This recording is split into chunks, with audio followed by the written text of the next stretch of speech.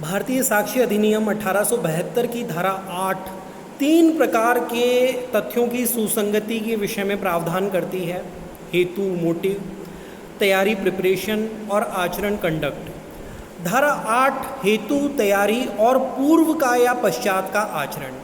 कोई भी तथ्य जो किसी विवादक तथ्य या सुसंगत तथ्य का हेतु या तैयारी दर्शित या गठित करता है सुसंगत है। किसी वाद या कार्यवाही के किसी पक्षकार या किसी पक्षकार के अभिकर्ता का ऐसे वाद या कार्यवाही के बारे में या उसमें विवादक तथ्य या उससे सुसंगत तथ्य के बारे में आचरण और किसी ऐसे व्यक्ति का आचरण जिसके विरुद्ध कोई अपराध किसी कार्यवाही का विषय है सुसंगत है यदि ऐसा आचरण किसी विवादक तथ्य या सुसंगत तथ्य को प्रभावित करता है या उससे प्रभावित होता है, चाहे वह उससे पूर्व का या पश्चात का हो। साथ ही इस धारा में दो स्पष्टीकरण व काफ़ी दृष्टांत दिए गए हैं। स्पष्टीकरण आचरण को व्याख्यात करते हैं। स्पष्टीकरण एक, इस धारा में आचरण शब्द के अंतर्गत कथन नहीं आते जब तक कि वे कथन उन कथनों से भिन्न कार्यों के साथ साथ और उन्हें स्पष्ट करने वाले ना हों, किंतु इस अधिनियम की किसी अन्य धारा के अधीन उन कथनों की सुसंगति पर इस स्पष्टीकरण का प्रभाव नहीं पड़ेगा। स्पष्टीकरण 2, जब किसी व्यक्ति का आचरण सुसंगत है तब उससे या उसकी उपस्थिति और श्रवण गोचरता में किया गया कोई भी कथन जो उस आचरण पर प्रभाव डालता है सुसंगत है। धारा 8 में प्रथम नियम जो बताया गया है वो हेतु की सुसंगतता पर है। धारा 8 जिन तथ्यों से किसी कार्य को करने का हेतु प्रतीत होता है वो सुसंगत है।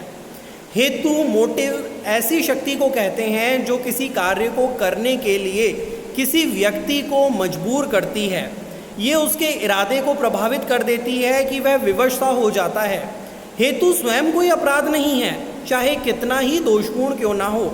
उच्चतम न्यायालय ने केहर सिंह बनाम स्टेट दिल्ली एडमिनिस्ट्रेशन में कहा है कि हेतु मस्तिष्क की दशा, आंदोलन और प्रतिशोधपूर्ण भावनाओं से भरा मन ना तो अपने आप में कोई अपराध है और ना अपराधी को घटना से जोड़ने के लिए पर्याप्त है, परंतु अपराध हो जाने पर हेतु का साक्ष्य बहुत ही महत्वपूर्ण हो जाता है। इसलिए हेतु के साक्ष्य को सुसंगत बनाया गया है।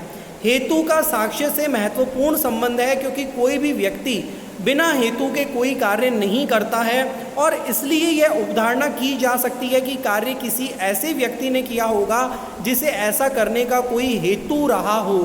हेतु का साक्ष्य कार्य तथा करने वाले व्यक्ति का एक संबंध दर्शाता है। प्रत्येक आपराधिक मामले में हेतु का साक्ष्य आवश्यक रूप से सामने आता है। एक वृद्ध विधवा जिसके पास कुछ दौलत थी, उसकी हत्या हो गई, जिसके लिए उसके एक नज़दीकी संबंधी पर मुकदमा दर्ज किया गया। यह तथ्य कि उसी को स्त्री की मृत्यु पर सारी जायदाद मिलनी थी सुसंगत माना गया, क्योंकि इससे यह स्पष्ट होता था कि सारी दुनिया में केवल वही एक ऐसा व्यक्ति था जिसके दिमाग में ऐसी विधवा स्त्री को मार डालने का हेतु रहा होगा। धारा 8 में दिए गए दृष्टांतों में से क और ख हेतु के बारे में है। दृष्टांत क में ए ने एक हत्या की जिसके बारे में बी को ज्ञान है और बी उसे यह धमकाकर पैसा लेना चाहता है कि वह उसका रहस्य खोल देगा। इस कारण ए बी को मार डालता है।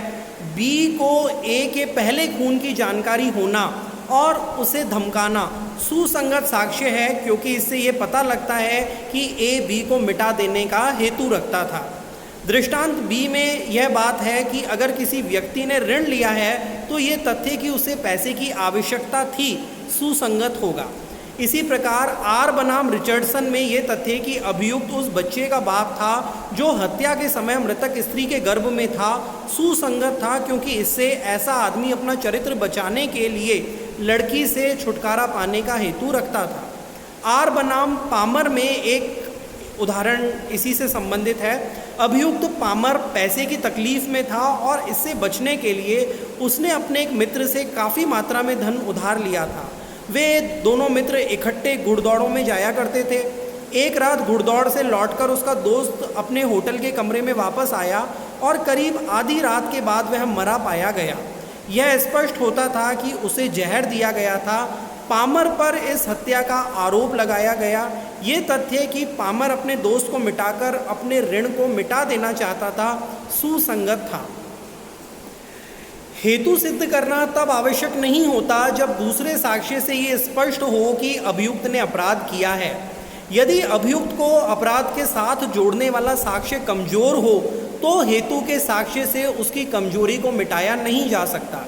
अगर अभियोजन के द्वारा दिया गया साक्ष्य किसी युक्तियुक्त संदेह के यकीन करने लायक है तो अभियोजन के लिए यह सिद्ध करना आवश्यक नहीं है कि अपराध के लिए कोई हेतु भी था या कि वह हेतु पर्याप्त था। हत्या के एक अन्य मामले में जब वारदात दिन दहाड़े हुई हो और कई एक चश्मदीद गवाह हों और उनकी गवाही की चिकित्सकीय साक्ष्य के द्वारा पुष्टि भी हो रही हो तो वारदात के पीछे जो हेतु होता है उसकी छानबीन की आवश्यकता नहीं रहती है।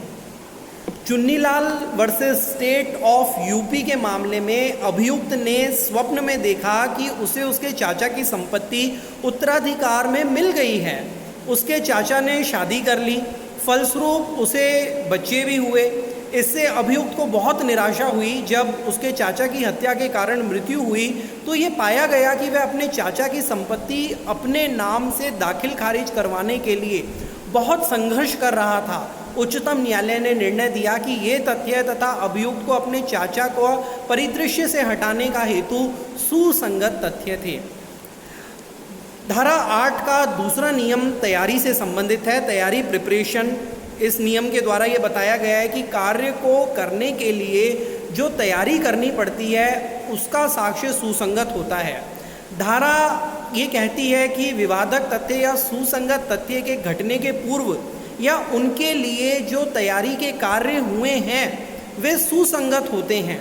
किसी अपराध के लिए तैयारी करना कोई अपराध नहीं है। भारतीय दंड संहिता में यद्यपि कतिपय दशाओं में तैयारी स्वयं एक अपराध घोषित किया गया है। अगर कोई व्यक्ति किसी अन्य व्यक्ति को मार डालने के लिए पिस्तौल खरीदता है या किसी मकान को जला डालने के लिए माचिस खरीदता है तो ये कोई अपराध नहीं है। लेकिन एक बार अपराध हो जाने पर तैयारी का साक्ष्य बहुत महत्वपूर्ण हो जाता है, क्योंकि ये स्वाभाविक ही है कि अपराध उसी ने किया होगा जो उसके लिए तैयारी कर रहा था। उदाहरण के लिए एक लड़ाई के पूर्व यह देखा गया कि एक व्यक्ति चाकू तेज कर रहा था और लड़ाई में चाकू का प्रयोग भी किया गया, इसलिए चाकू तेज करना अपराध के लिए तैयारी करने के नाते से सुसंगत माना गया। इसी प्रकार हत्या हो जाने के बाद इस बात का पता चलना कि किसी व्यक्ति ने उसी प्रकार की पिस्तौल खरीदी थी जिससे हत्या की गई थी, यह तैयारी का साक्ष्य होने के नाते से सुसंगत है। धारा में दिया गया तीसरा दृष्टांत तैयारी के बारे में है। विष देकर हत्या करने के मामले में ये साक्ष्य सुसंगत होगा कि हत्या के कुछ देर पूर्व ही एक व्यक्ति ने वैसा विष खरीदा था जैसा कि हत्या में प्रयोग किया गया। दृष्टांत ये कहता है, तीसरा दृष्टांत कि विष के द्वारा बी की हत्या कारित करने के लिए ए का विचारण किया जाता है। ये तथ्य सुसंगत है कि बी की मृत्यु के पूर्व ए ने बी को दिए गए विष के जैसा विष उपाप्त किया था। धारा के साथ दिए गए चौथे दृष्टांत में उन तथ्यों का साक्ष्य सुसंगत बताया गया है जो वसीयत बनाने की तैयारी में किए जाते हैं। वसीयतों के बारे में प्राय ये प्रश्न उठा करता है कि वसीयत पर हस्ताक्षर असली हैं या कूटरचित। दृष्टांत कहता है कि ये तथ्य कि बहुत दिन पहले से वे व्यक्ति वसीयतों के बारे में तथा उस संपत्ति के बारे में पूछताछ करता रहा जो वसीयत में सम्मिलित थी और उसने कई अन्य वसीयतें भी तैयार करवाई थी जो उसे पसंद नहीं आई, यह सब वसीयत का साक्ष्य देने के लिए सुसंगत है। धारा 8 का अंतिम भाग आचरण कंडक्ट के साक्ष्य के बारे में है। किसी व्यक्ति के आचरण का साक्ष्य विधि के लिए बहुत महत्व रखता है, क्योंकि उसका दोषी मन प्राय उसके आचरण से ही विश्वसनीय रूप से जाहिर होता है। दोषी मन दोषी आचरण पैदा करता है। धारा 8 कुछ व्यक्तियों के आचरण को सुसंगत घोषित करती है। नंबर 1, किसी वाद या कार्यवाही के पक्षकार तथा उनके अभिकर्ता। इस श्रेणी में वादी तथा प्रतिवादी तथा उनके अभिकर्तागण और फौजदारी मामले में अभियुक्त सम्मिलित होंगे। किसी अभियुक्त के अभिकर्ता का आचरण इस श्रेणी में सम्मिलित नहीं होगा, क्योंकि उससे यह स्पष्ट नहीं हो सकता कि अभियुक्त दोषी है या नहीं। नंबर 2, ऐसी व्यक्ति का आचरण जिसके खिलाफ किया गया अपराध किसी कार्यवाही का विषय है। इस श्रेणी में पीड़ित व्यक्ति का आचरण सम्मिलित होता है। पीड़ित व्यक्ति को अलग श्रेणी में इसलिए रखना पड़ा क्योंकि अपराधियों के विरुद्ध कार्यवाही सरकार के द्वारा होती है और इसलिए पीड़ित व्यक्ति प्राय कोई पक्षकार नहीं होता, जबकि पीड़ित व्यक्ति का आचरण सदैव से ही महत्वपूर्ण होता है। ऐसे किसी भी व्यक्ति का आचरण 2 शर्तों के पूरा होने पर ही सुसंगत होगा, अर्थात आचरण ऐसा होना चाहिए जिसका कार्यवाही के विवादक या सुसंगत तथ्यों से कोई संबंध है, और दूसरा आचरण ऐसा हो जो उन तथ्यों को प्रभावित करता हो या उनसे प्रभावित होता हो। उन शर्तों के अधीन आचरण का साक्ष्य सुसंगत हो जाता है, चाहे ऐसा आचरण पूर्ववर्ती हो या पश्चातवर्ती।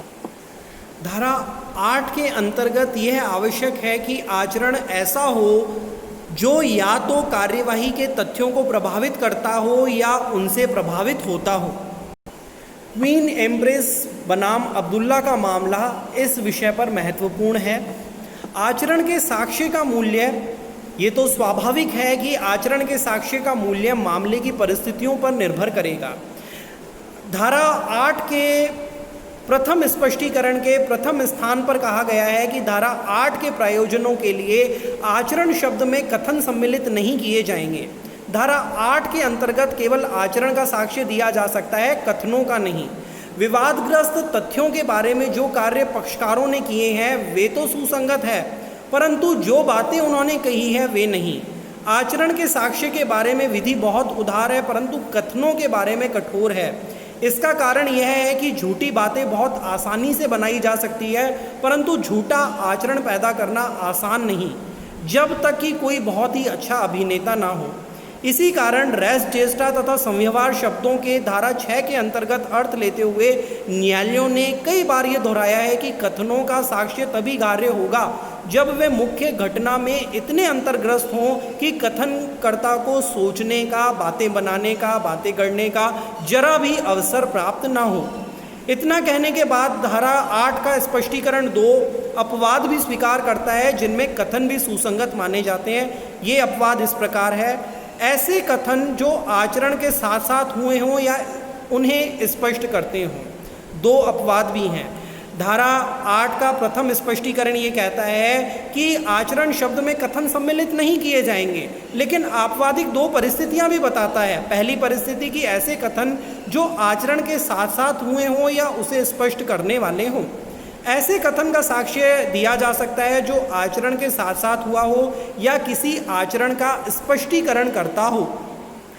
उदाहरण के लिए जैसे एक घायल व्यक्ति सड़क पर दौड़ता हुआ देखा जाता है और साथ ही साथ वह ये बोलता जा रहा है कि किस हालत में तथा किस व्यक्ति ने उसे घायल किया है। जो कुछ भी वह कहता है और जो वह कर रहा है वह दोनों साथ ही साथ साबित किए जा सकते हैं। धारा 8 के प्रयोजन के लिए यह आवश्यक नहीं है कि परिवाद केवल थाने में किया गया हो। किसी भी ऐसे व्यक्ति को किया गया परिवाद जिसको कोई व्यक्ति स्वाभाविक रूप से परिवाद करता वो भी सुसंगत होगा। यह सिद्धांत आर बनाम लिल्ली मैन के मामले में प्रतिपादित किया गया। यह मामला एक घरेलू नौकरानी पर रेप व अशिष्ट मामले के प्रयत्न के कारण पैदा हुआ। ऐसा होने के शीघ्र बाद उस नौकरानी ने अपनी स्वामिनी से परिवाद किया और उसे अपराधी का नाम भी बताया, क्योंकि स्वामिनी ऐसी महिला थी जिसको नौकरानी स्वाभाविक ही अपनी बात बताती, इसलिए उसकी स्वामिनी को वे बातें न्यायालय को बताने की अनुज्ञा मिली जो नौकरानी ने उसे बताई थी। ऐसे कथनों का साक्ष्य भी दिया जा सकता है जो किसी सुसंगत आचरण का स्पष्टीकरण करते हों। उदाहरण के लिए किसी भागीदार द्वारा फर्म छोड़ने पर किए गए कथन सुसंगत होते हैं क्योंकि वे उसके फर्म छोड़ने के आचरण के कारण स्पष्ट करते हैं। सेकंड, ऐसे कथन जो आचरण पर प्रभाव डालते हैं। धारा 8 के दूसरे स्पष्टीकरण में कहा गया है कि जब किसी व्यक्ति का आचरण सुसंगत होता है तो उसकी उपस्थिति तथा श्रवण गोचरता में किया गया कोई भी कथन जो उसके आचरण पर प्रभाव डालता है सुसंगत होगा। ऐसे कथनों का साक्ष्य दिया जा सकता है जो किसी ऐसे व्यक्ति के आचरण को प्रभावित करते हों जिसका आचरण सुसंगत है। ऐसे कथन का साक्ष्य इसलिए भी सुसंगत हो जाता है कि कथन के बगैर हो सकता है कि आचरण के कुछ अर्थ ही ना हों। किसी व्यक्ति की उपस्थिति में किए गए कथन उसके आचरण का भाग होने के रूप में सुसंगत होते हैं। किसी व्यक्ति पर किसी अपराध का आरोप हो और वह चुप रहे या दौड़ जाए या झूठे या बचाव करने वाले जवाब दे, उसका आचरण ही एक कथन है जो उसके विरुद्ध संस्वीकृति होने के रूप में सुसंगत हो जाएगा। यह कथन स्पष्ट करता है कि जो अपराध कथनों के द्वारा प्रभावित होता है, आचरण करने वाले व्यक्ति के प्रति साक्ष्य हो जाता है। यह आचरण द्वारा दोष की संस्वीकृति हो जाती है। धारा 8 के साथ दिए गए दृष्टांतों में से दृष्टांत 4 तथा 6 जो दूसरे स्पष्टीकरण से संबंधित है, वह आचरण के द्वारा स्वीकृति के बारे में ही है। उनमें से एक ये कहता है कि एक लूट के तुरंत बाद एक व्यक्ति दूसरे से कहता है कि पुलिस आ रही है, और यह बात सुनकर दूसरा व्यक्ति भाग जाता है। ये कथन तथा भाग जाने का आचरण ही सुसंगत होते हैं। भागना दोष की स्वीकृति होता है। दूसरा दृष्टांत इस प्रकार है कि प्रश्न यह है कि एक व्यक्ति दूसरे का ऋणी है, वह किसी अन्य व्यक्ति से ऋण मांगता है। कोई व्यक्ति उसकी उपस्थिति में कहता है कि उस पर भरोसा नहीं करना चाहिए क्योंकि वह पहले से ही अन्य व्यक्ति का ऋणी है। ये सुनकर वह चुपचाप वहाँ से चला गया। कथन तथा उसका कथन सुनकर वहाँ से चला जाना सुसंगत है क्योंकि इससे यह स्पष्ट होता है कि वह ऋणी था। यह पहलू आचरण के द्वारा स्वीकृति के साथ देखा जाएगा। भारतीय साक्ष्य अधिनियम की धारा 8 इसी प्रकार से विवादक तथ्यों या सुसंगत तथ्यों के हेतु तैयारी, पूर्व व पश्चात के आचरण वाले साक्ष्यों को दिए जाने को अनुज्ञा देती है। ये धारा 3 प्रकार के इन्हीं हेतु, तैयारी व आचरण के तथ्यों की सुसंगति के बारे में प्रावधान करती है।